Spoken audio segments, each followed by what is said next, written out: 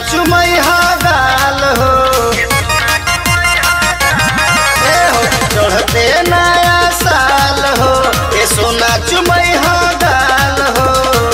पेन्ह के डियर अइहा सूट बियर पियर मानी हैप्पी न्यू ईयर।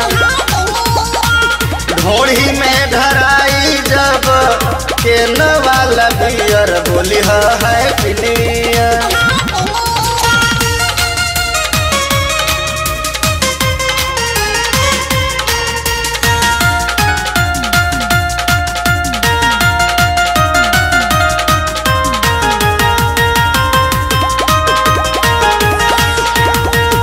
मेला में न खेला होई चुपे चोरिया, सखिया सहेली नहीं केहू से बताइया।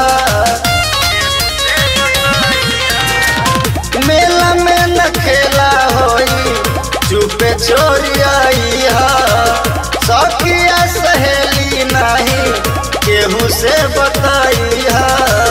केहू जाने तो की बवाल हो, ये जानू गलैहा दाल हो।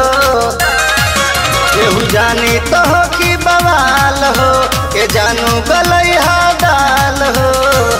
हक से चिपक मजा ली है डियर बोल के हैप्पी न्यू ईयर।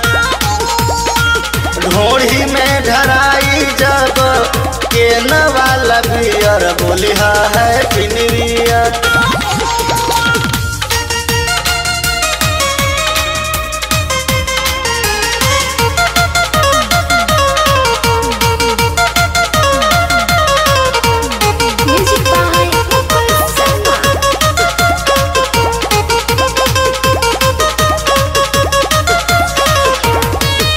अब की सोना जानी तनिको लजाइहा, बैजू जे मुकुल जी के घोरा में समाइहा। अब की सोना जानी तनिको लजाइहा, बैजू रोशन मुकुल जी के घोरा में समाइहा। खुश कदी मिंटू लाल हो, तोहरा के जानू निहाल हो। खुश कदी मिंटू लाल हो, तोहरा के जानू निहाल हो।